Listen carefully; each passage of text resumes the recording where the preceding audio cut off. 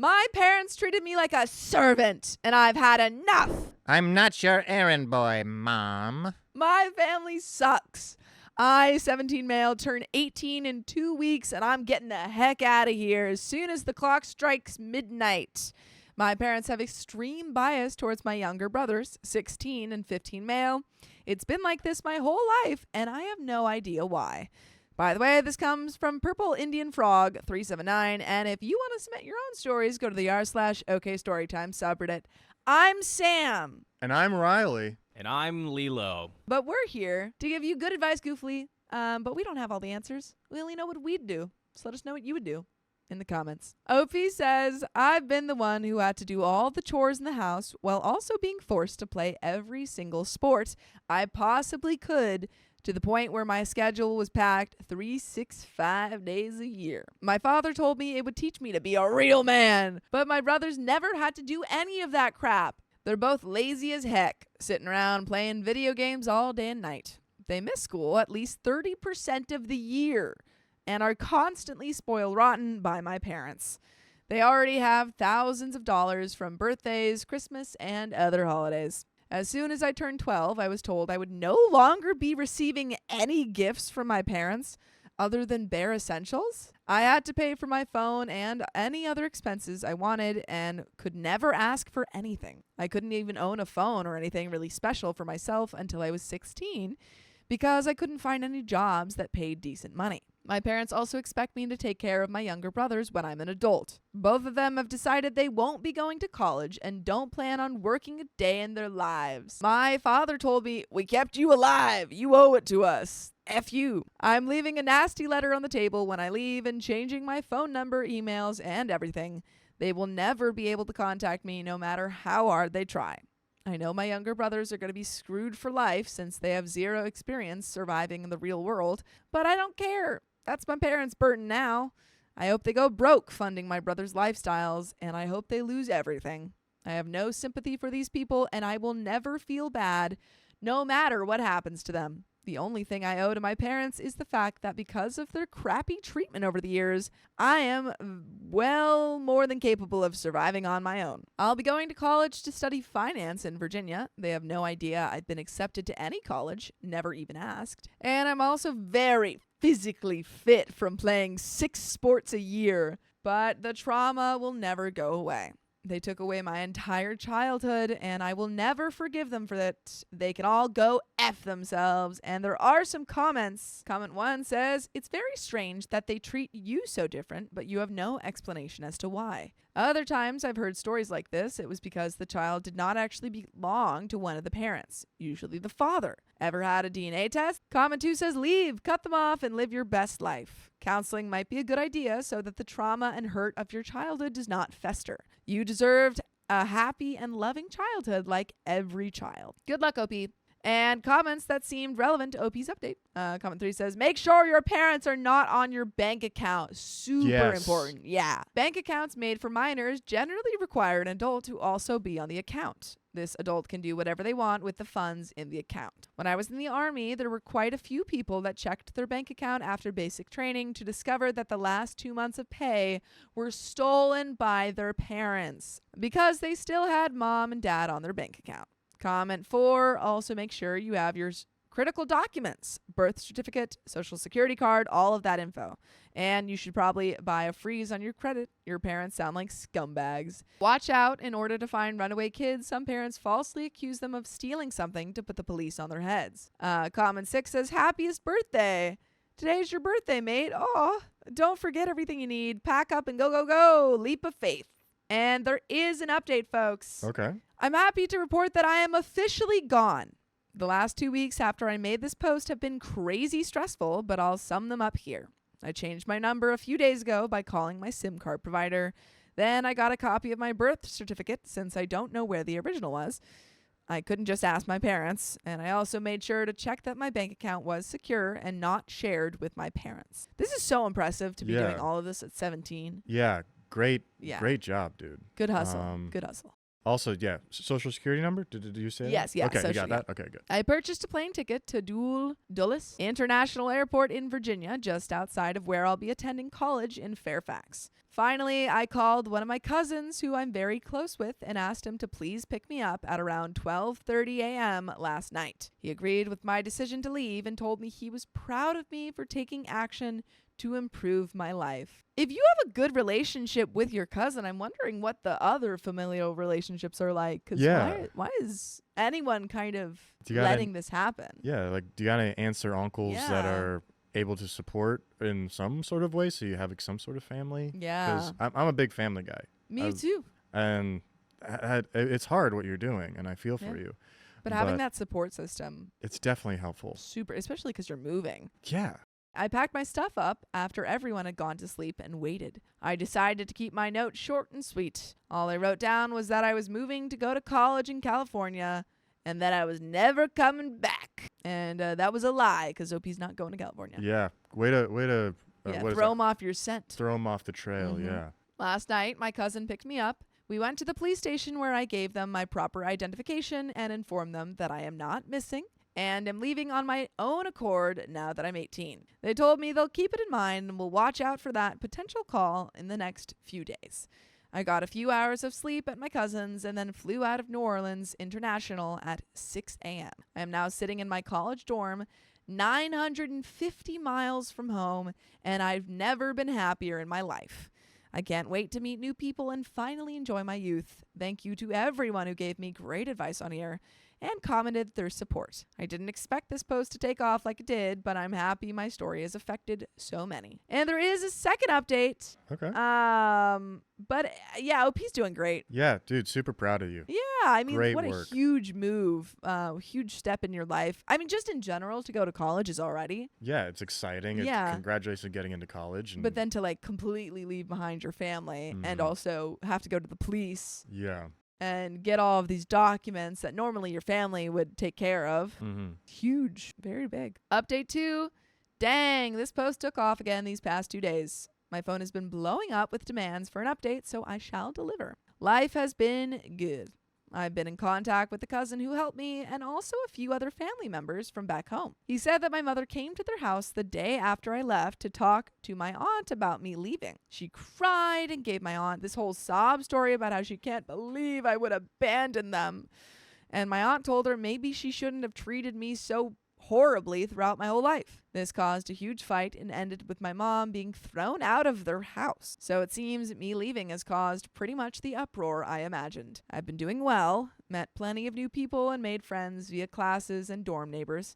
I'm in a better mental state than I've been in a very long time. I feel so relieved and it just feels like a huge weight is lifted off my shoulder. It feels so good coming on here and reading all the support and positive comments I'm receiving. I'm really grateful for this community, and I will continue to post updates. And we're just going to get right into this third update. Okay. I waited a long time between updates to really let my life unfold so I could fill you guys in on a lot. Things have been great.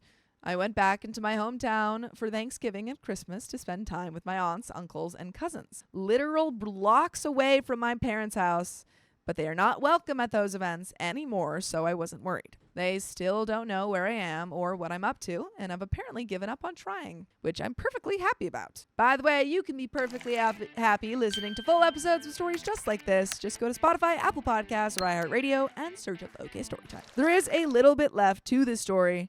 Any final thoughts? Yeah. Just to bring it on home. Yeah, I'm sorry that you had to find the support here. We're happy to give that support. That support should have came from your family. Yeah. And I'm worried about your brothers. yeah. Because, I mean, even though they were, quote unquote, like favored, Yeah. they weren't really, you know, they haven't learned any life skills. Yeah, they're not Yeah. any better for the way that your parents have treated them. No. But right now you're taking care of number one. Yeah. Which is, it's your prerogative. It's what you got to do. You got to do it. So yeah. And That's there all you I go. got. But OP finishes, college has been great. Made lots of new friends and have been keeping the grades up, 3.9 GPA. I love my new life, honestly. I never went to therapy or anything, despite numerous suggestions from some of you. but I feel like I've done well enough without it. I've learned in these months how resilient I really am. I got 2 jobs on the side at different restaurants in the town around campus, mostly dishwashing and working on salads. Salad bar? Sure. Yeah.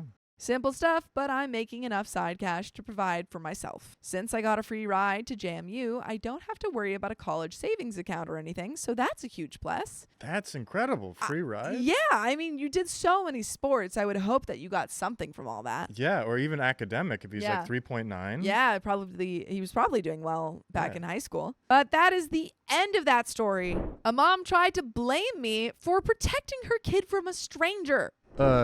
Very ungrateful, Mom. I'm honestly not sure what's going on. Abby is my daughter's best friend, and Amy is her mom. For background, these 2 girls have been best friends since kindergarten.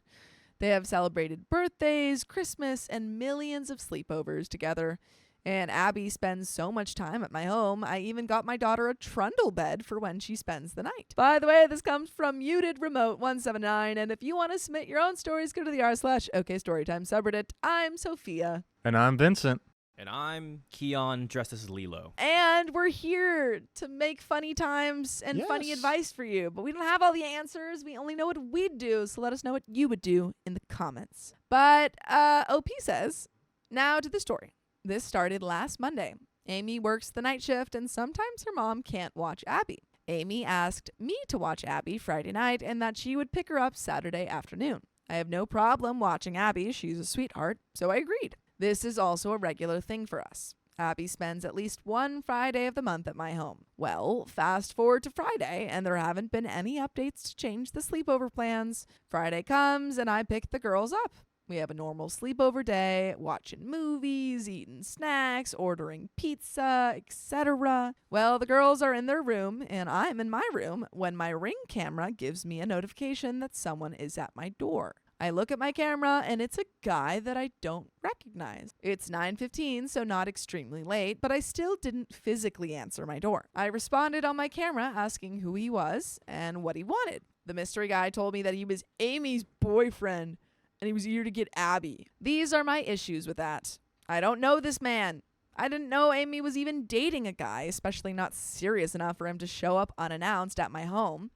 And when I showed Abby the guy and asked if she knew him, she just said, "That's my mom's friend that comes over when I'm getting on the bus." I asked her if she knew his name or anything else, and Abby said no. At this point, I have already texted and called Amy several times to try and ask her, but I am not getting any response. I tell the guy using my camera that Amy isn't responding to me and that I need her permission before I give him her child. The mystery guy tries to convince me, saying that he was supposed to watch Abby at first, but something came up. He ended up free now and wanted to get her. I still expressed that without a text, call, or something from Amy, I would not allow Abby to leave my home. Plus, I was told that Abby was supposed to be with her grandmother before the plans changed to me. The mystery guy got upset, hit my door, then left. I genuinely thought this was the right thing to do. For me, this was a stranger that Abby didn't know asking to get Abby at 9 o'clock without having any proof Amy told him to. Well, that was the wrong thing to do, apparently. Saturday morning comes, and I'm making up breakfast when somebody starts banging on my door. I open the door, and Amy comes in cussing and screaming the whole 9 yards. She's accusing me of kidnapping her child, saying she'll report me to CPS, and a lot of threats. Essentially, to Amy, I was supposed to send her daughter with a man that Abby, her daughter, and I didn't know. According to her, her boyfriend, whom she's been dating for 4 months, should be allowed to randomly come over and get Abby. I may have reacted poorly because I laughed. By this point, Amy woke up the girls and they were watching her yell while I laughed and got breakfast ready. I questioned her, "Why didn't you text me back anytime last night? You've been off work for a while. How did you just now realize that your daughter was still here? Why didn't you text or call me telling me about the change of plans?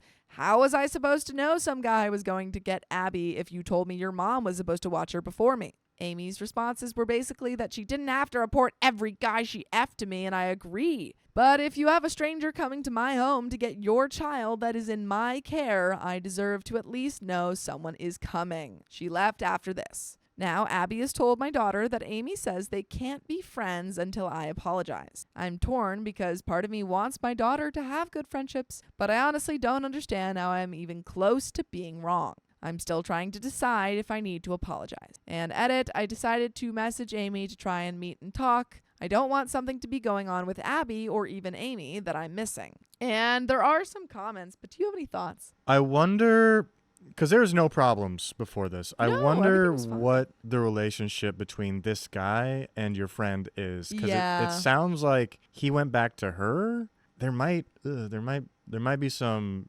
issues with that relationship that Well, if made he's banging her. on the door. Yeah, if he's banging on the door, also if a dude's banging at your door, it kind of showing like violent tendencies. And that's what I'm thinking. which is a big red flag. Like, make sure your friend is okay. Yeah. That's my big thing. If you're able to look in it at all. But I do also think, I think OP is worried about separating her kid from Abby, which is a valid worry. But I also think, you don't really want to hang around, like have your kid hang around, not only Amy, but also if Amy's going to have boyfriend around. Yeah. You can't, I wouldn't feel comfortable sending my kid over to their house anymore. No, absolutely not. Especially like, I don't know, her saying, I don't need to report every guy I F to you. Like, how many guys, like. That's what I'd be, like, if I'm sending my kid over to you, I would be worried about that. Yeah.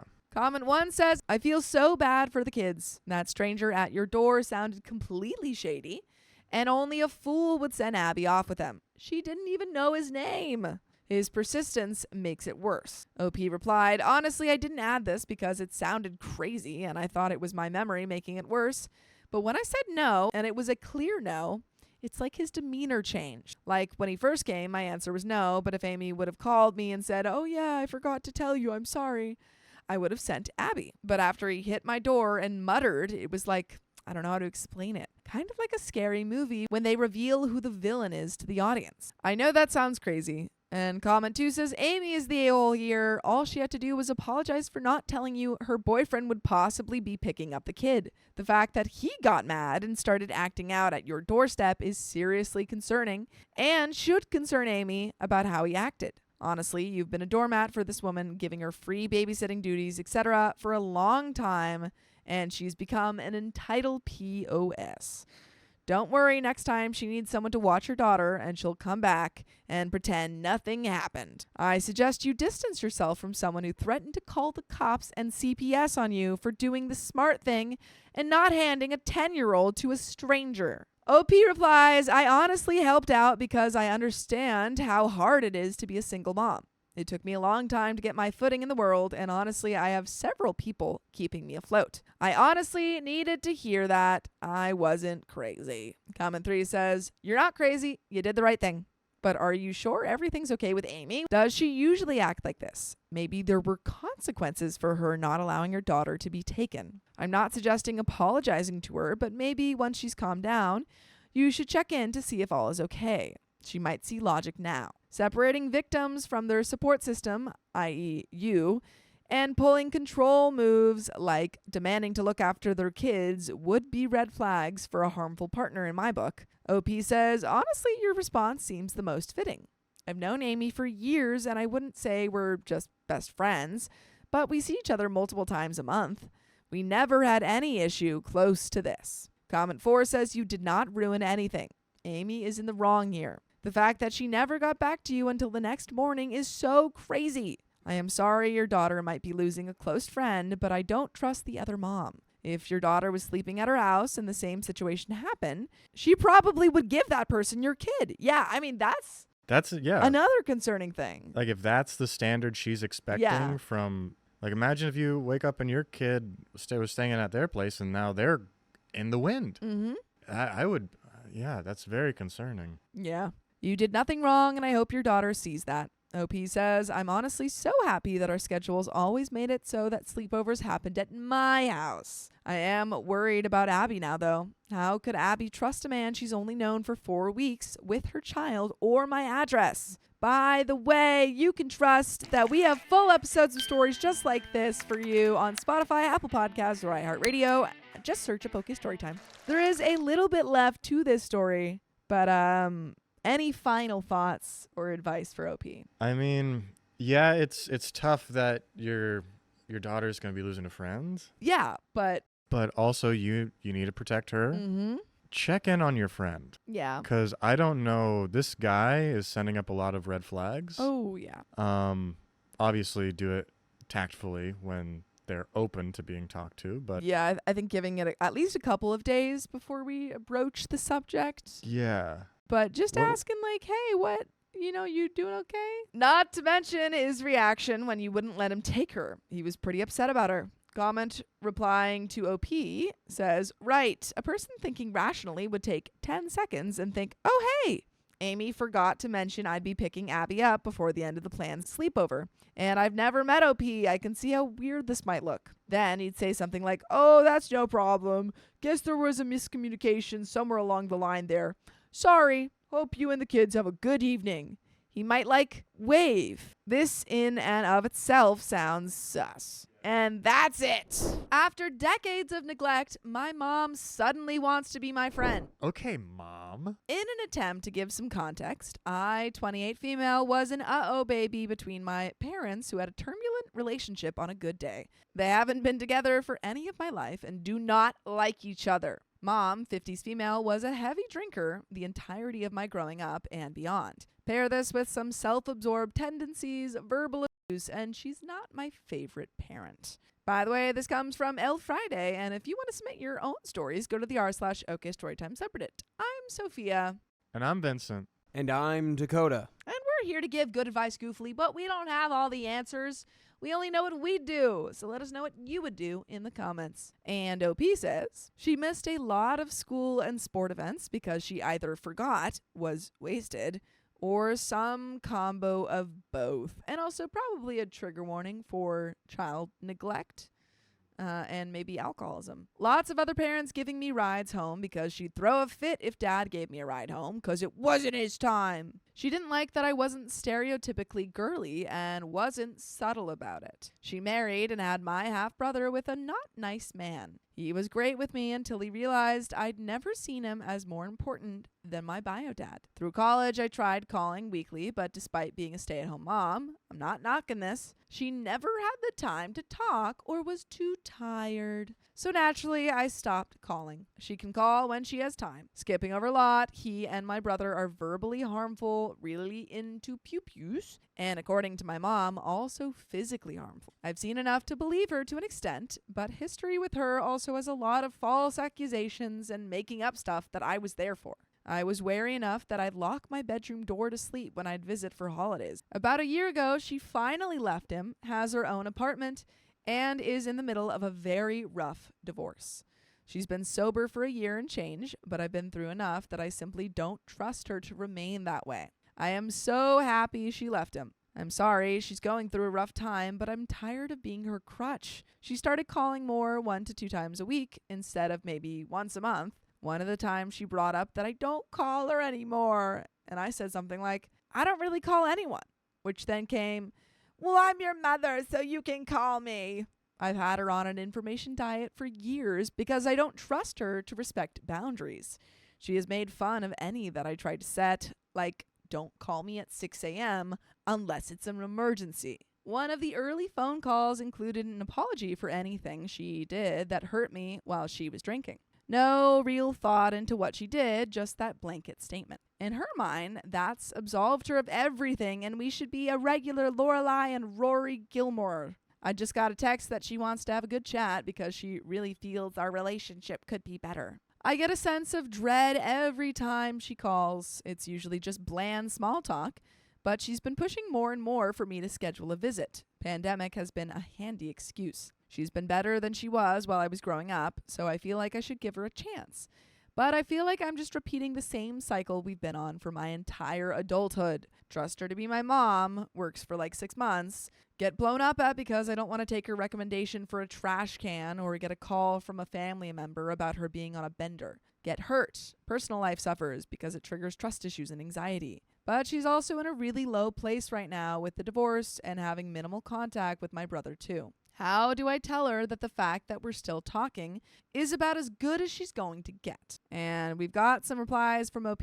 OP says, I've been working on a response that balances blunt truth with not putting the explaining how her actions have affected me on my shoulders and keep focus on the boundaries. I've made a list and am making a point of repeating this isn't up for debate or compromise, and point blank that she has to respect what I'm asking for. Emphasis on respecting when I say any variance of no. I'm calling her tonight, so fingers crossed. I'm definitely worried that even if she does respond well to me being honest with her, it's just her doing what she needs to keep me around while she needs support. I want so badly to trust that she's better, but I don't know what would have to happen for me to do that. I'm sorry to hear about your dad, but glad you've been able to maintain distance.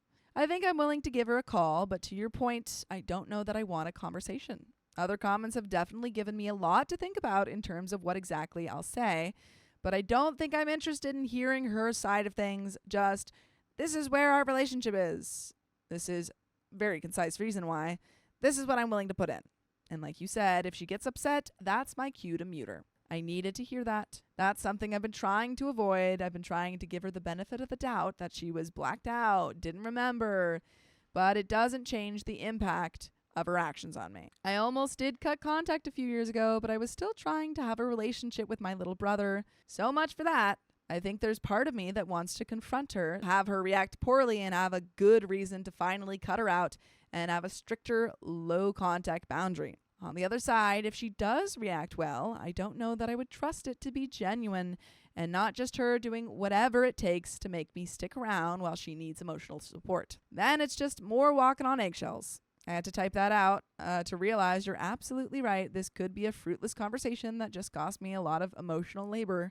I'm sorry you've experienced, I think to the commenter, similar. And OP responds to another comment saying, yeah, I don't know that a good response from her would even really bring peace. The more I think about it, the more I've realized it's more about me being able to get it off my chest and not hiding. I think I'll at least have that regardless of her response. And there is an update, but what are your thoughts? And Dakota, what are your thoughts? Put it on you guys. Yeah, that's tough. But also, yeah, it sounds like you're ready to move on past this relationship with your mom. Yeah. And you're free to do that. If you want to have this like talk with her, I think you're right in like having your set boundaries. Yeah.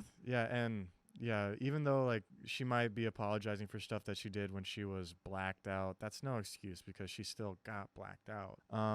It's tough, but you don't really owe her much. No. I do think it would be probably, it might be good to have that conversation just for you to get stuff off your chest, but I think going into it with, it's hard not to have hope, but trying to go into it with just, you don't owe her anything. You can have this conversation and still not need to have a relationship with her. Yeah. It can just be like, if you need to get some stuff off your chest, get some closure off stuff. Yeah. But don't let her like hamstring you into anything. No. That you're not wanting to do. Exactly. But update 3 days later. I guess I wanted to give some of you told you so rights. I was able to use bits and pieces from almost every comment. From preparing myself for it to not go well / needing to hang up on her, to making sure I didn't fall into the trap of explaining and listing out past incidents. I basically said the following. I'm happy for the list of accomplishments she had. Unfortunately, none of that erases 20 plus years of lack of support and actions by you that clearly indicated I wasn't a priority. I'm not looking for explanations nor apologies. I've worked hard to make my peace with it, and I've worked hard to get our relationship to a point where I can maintain my mental health and have you in my life. So when you say it could be better, in my mind, it's right where it needs to be. If that's to change at all, I have some boundaries that need to be followed. List of boundaries, some specific, but 2 big ones of respect, my boundaries, and respect when I say no. If you want us to talk more, I'm happy to pick up the phone. You have every right to ask things from me, but have to respect when the answer isn't what you want to hear. That's all the things that OP, I think, has brought forth to their mom. First question was if I thought our relationship was better before my stepdad came around. No, says OP. Next, OP's mom asked for examples of when she didn't support me. I told her she'd have to do some reflecting because she was there for the same events I was, and it's not fair to me to ask for that emotional labor. She said she had done lots of reflection and couldn't see it until stepdad came into the picture. She pushed a couple more times for examples, Is it 'cause I missed some events your dad was at? She stopped when I called her out the second time for deflecting responsibility for her actions. I told her multiple times during this portion that she doesn't have to remember or own up to anything, but she does have to live with the consequences. Her last question was, is there any way we could ever push past this all? I told her this is what past this all looks like. She pushed back a little bit, but when it was clear that I wasn't moving an inch, the call ended with, well, thank you. You've given me a lot to think about. She's just like, can we just forget about this? She needs to do some more work. Yeah, She needs to- tons more. Yeah, and especially can we just push past it? Yeah. That there's no easy way outs in life, guys. You gotta go through it. Yeah, gotta go through it, can't go around it. Do the work. It's worth it. None of her questions or responses were any indication. She was worried that I was hurt. She was trying to find justifications I might listen to, anything to poke holes. There was part of me that wondered if she always recognized how much neglect there was and just didn't want to face it. But claiming lots of reflection and not having a single incident come to mind that didn't involve blaming someone else answered that question. And I would blame you guys if you didn't listen to full episodes of stories just like this. Just go to Spotify, Apple Podcasts, or iHeartRadio and search up OK Storytime. There is a little bit left to this story. Any final thoughts? I think OP's in the right here. Yeah. I think OP has answered kind of and approached this so maturely. Incredibly. And it's clear that you've done a lot of work on yourself to put up those boundaries, and I think that's all you can do. Yeah. And your mother needs to do some more work, and yes. Once she's able to like see what she did and like truly understand that, and maybe I don't know if they're clean or not. Yeah. Maybe getting clean is part of it. Mm-hmm. Then maybe, but that's completely up to you. Yeah. If you want to open up that channel at all. But absolutely. It's like, even if she does do all of that work and comes out of it a better person, maybe that relationship is always going to be a little bit, fractured from what she did before. But we've got a little bit left to this story. While she was calm, while she tried to respond, her tone was very tense. Worst case here, she continues to try to push boundaries, and I cut off contact, and it's one less stress in life. Best case, she respects them, and it's one less stress in my life. I know this is likely a case of she'll respect them until she doesn't. The important thing for me was that I was upfront with her and set clear boundaries. I've done my due diligence to telling her how our relationship could change. I used change instead of improve very intentionally with my mother. I'm relieved. Ball's in her court, and I have some answers. Thanks again for the advice, sharing your own experiences and encouragement. It gave me the confidence and a plan for that phone call.